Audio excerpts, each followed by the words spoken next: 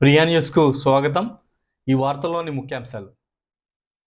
తిరుమల తిరుపతి దేవస్థానం స్వామివారి దర్శనానికి వచ్చిన భక్తులను ఇబ్బందికి గురి చేస్తున్న ట్రాఫిక్ పోలీసులని భక్తులు వాపోతున్నారు. సుదూర ప్రాంతాల నుంచి స్వామివారి దర్శించుకోవడానికి వచ్చినటువంటి భక్తులను పోలీసులు అత్యుత్సాహంతో కార్లను లోపలికి అనుమతించకుండా బయట వైపు వెళ్ళాలని వెనక్కి పంపుతున్నారని ఆవేదన వ్యక్తం చేస్తున్నారు. దీనికి ఏ అధికారి పట్టించుకోవడం లేదని, కనీసం దేవస్థానం వారైనా ఈ విషయాన్ని గమనించి తగు చర్యలు తీసుకోవాలని భక్తులకు వారుతున్నారు.